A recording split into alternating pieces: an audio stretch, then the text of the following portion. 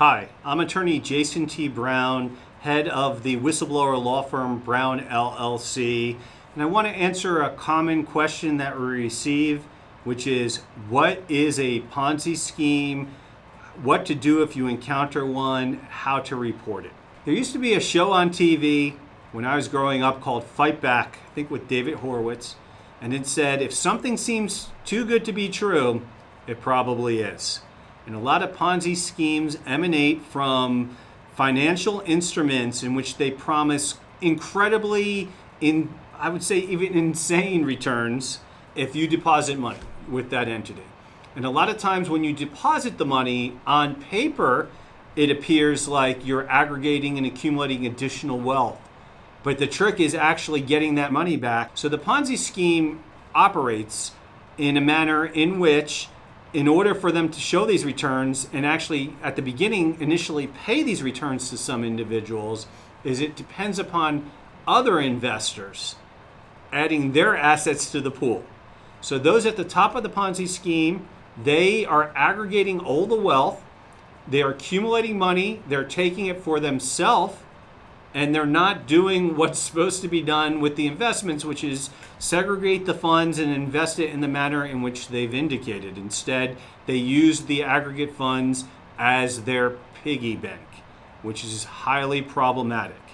We've seen some major implosions over the years. Let's take Bernie Madoff, who died disgraced in prison later in life. He was a former SEC official who then went on to show that his financial company was giving incredible returns. And he made it an exclusive club, hard to enter. But those that did enter, it was like the Roach Motel. They got in, but they didn't get out, most of them. So once you gave him the money, he funded his lavish, wealthy lifestyle off all the investors' money, took the aggregate pool as his own piggy bank, and was able to pay out some investors for some time. One of the failures of the SEC was he, as a former SEC official, wasn't given the scrutiny that he should have. There were suspicions along the way that something wasn't right. The returns were too good. He was outperforming the market. Outperforming the market may be a hallmark of a Ponzi scheme, if somebody consistently outperforms the market. But along the way, at some point, the liquidity dried up, and he and the scheme, just like every other Ponzi scheme, wasn't able to pay the investors what their paper returns showed. So there's that dichotomy. Their paper returns, maybe even their online returns, will show that they're making money. They're making money. You invest $100,000 into a cryptocurrency thing online. This is a common scam and scheme that we see. People deposit money, promise insane returns in the cryptocurrency sphere. They deposit $100,000. Next month, it shows they have $150,000. Month after that, they're up to $250,000. They think they're brilliant. And then they go to withdraw it, and everything comes to a crashing halt. Let me alert individuals in that scheme. Part 2 of the scheme generally is the entity that's controlling the initial funds and controlling the website, controlling the narrative. They'll tell you, because they're unscrupulous and they've done some evil, awful things, ripping people off, and they should go to jail, a lot of these individuals, and I'll editorialize about that a little bit more when we talk about reporting mechanisms and other common schemes. But these individuals, these entities, will have the real arrogance to then tell you, even though you have $250,000 holed up with them, that you need to pay them money to get your money out. And they'll come up with some sort of wacky narrative saying, ooh, because you had $150,000 appreciation on your $100,000, we have to withhold taxes, right? So you're going to owe 40%, so that's $125,000. So to get your money, we can give you a discount. You have to send in $25,000, and we'll send you the $250,000. Of course, after you send in the $25,000, don't ever expect to see your money. It's a scam. It does not make any logical sense if somebody's holding your money that they're going to withhold it unless and until you pay something. Unless, of course, it's sanctioned by some sort of clawback scheme like they're doing in the Celsius meltdown, which I'll editorialize about for a second. Celsius, another what I would call a Ponzi scheme.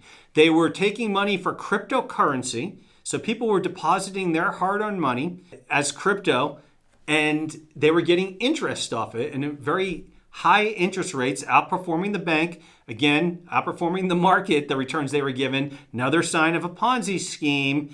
And while they were doing that, even though the money investors thought, not even investors, individuals that just deposited currency to get returns on investment in terms of interest, they thought they were getting 10, 20% interest on it. But in fact, the money wasn't segregated. It was used for investments that dried up. When cryptocurrency went into its winter, they became illiquid. That's another problem with Ponzi scheme. When they become illiquid, no longer have money to pay all the depositors their money back, and they went belly up, and they're presently going through a bankruptcy. But to tell you how bad a Ponzi scheme can go, because we know about this particular case, and my client has waived the privilege to the extent that she's allowing me to talk about this situation.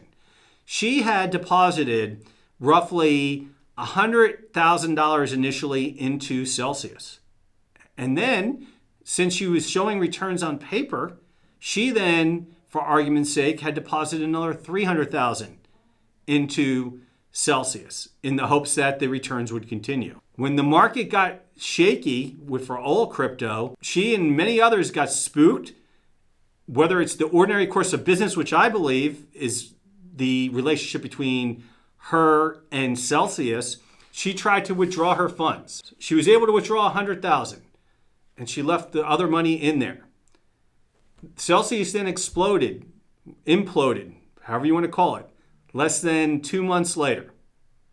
So she lost that $300,000 going through the bankruptcy. But now the Celsius committee has what I really find distasteful is suing individuals, suing people who deposited their own money who within 60 days of the implosion took out their money. Now there's an exemption for that under the bankruptcy procedure called ordinary course of business. Of course it was the ordinary course of business. People deposited their money with this entity and expected to get it back. But they are extorting, and I'm using that term not in its precise legal sense, it's my characterization of what I feel about their conduct in this settlement, telling people if you want to get back any of your $300,000, for example, that you had deposited with Celsius, you got to pay back a portion of the $100,000. You got to pay back a portion of your own money to get to the other well. Generally, like the example I just gave you, generally when you do that, that's generally an outright scam. That's what outright con artists engage in. Similarly, FTX, Sam Bankman-Fried, excuse me. Maybe the two should be interchangeable. He was just running another Ponzi scheme. He was using the money as his own personal piggy bank, as was shown with his criminal conviction. And then also, after the fact, these bankruptcy committees have the gumption to assert that there was full recovery for the individuals when it just wasn't the case in either FTX or Celsius. The recoveries were just a pittance of what people put in. The recoveries were not present day value of what the assets would be. It was a snapshot of what the assets could have been at a particular day and time when they were worth a heck of a lot less. Going back to these Ponzi schemes, as you could tell, I get worked up about this because I do view there's criminal conduct, Sam Bankman-Fried being one example. Celsius, I believe, is criminal, although I don't think that's yet been adjudicated in a criminal court, although there's proceedings going on. Bernie Madoff certainly was prosecuted, but there's tons of other Ponzi schemes out there. So what do you do if you know about a Ponzi scheme? And then perhaps, even though I'm speaking right now, we may take this at a turn and we may talk about this at the beginning too. You have different options. The problem is, if you are a low-level individual within the company, you may not know what's going on until it's too late. If you're an investor, you have rights. And if you're a high-level individual, well, that's the sweet spot about how to take action in a Ponzi scheme. A high-level individual who all of a sudden becomes cognizant that the company is conducting itself in a manner that's reminiscent of a Ponzi scheme really should speak with SEC whistleblower law firm or counsel. Because you have the opportunity to really do a lot of good for a lot of people. By reporting it the right way through the SEC whistleblower program and with the Department of Justice, you have the chance to allow agents and agencies to take action and freeze the assets before it gets too bad for everybody. And in turn, as an SEC whistleblower, you may be entitled to up to 30% of what the government recovers from a separate fund, so it doesn't harm the investors.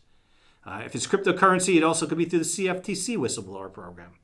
So you have that ability to report through those mechanisms. You always can report through those mechanisms, even if you're an investor, but it's highly dubious about your ability to obtain any recovery if you're just an investor without inside information, or if you are a low-level insider who doesn't have the full picture. But it's important, if you're privy to inside information about a potential Ponzi scheme, you speak with a Ponzi scheme litigation firm. What I mean by that, a law firm that's experienced in dealing with Ponzi schemes, to understand what your rights are. Another trajectory that, if you're aware of this, if you're with this being a Ponzi scheme, is to commence a class action. The problem with that is that most of these cases will wind up in bankruptcy.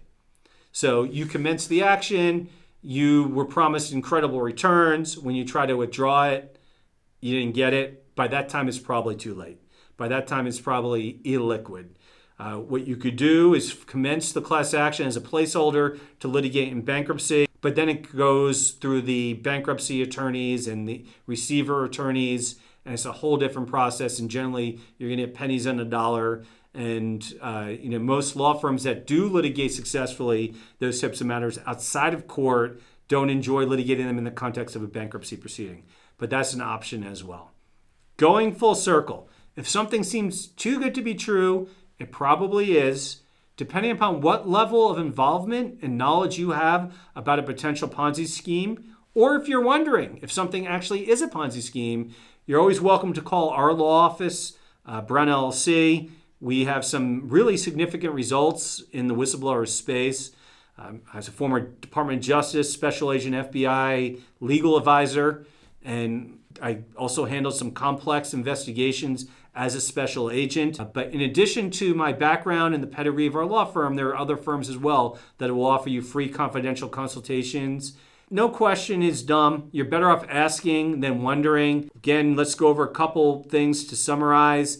Illiquidity. If the returns seem too good to be true, they probably are. If you need to withdraw your funds and can't get them, that's a big red flag. If they're asking you to send in additional funds to get your funds, generally that's a complete scam, except for like Celsius, which is just a partial scam that's authorized under the bankruptcy code. Looking forward to hearing any of your questions. If you have them, please feel free to give us a call. If you have a question about a particular case, you should contact our firm directly, because don't leave any confidential information below. But if you have a question in general that you'd like answer, or if you want to talk more about the Celsius clawback, how awful that process has been, or some other thing that you suspect is a Ponzi scheme, if you want to talk about it in general terms, just say, hey, could this fact pattern constitute a Ponzi scheme without naming names? Sure, we could try to answer it. If there's a common question about whistleblower law that you want answered, we'd be happy to answer it. If it's case specific, please do not write it in the comments below. As always, we thank you for listening. We welcome your feedback. And once again, whistleblowers all over the world, we thank you for doing the right thing and helping so many other people.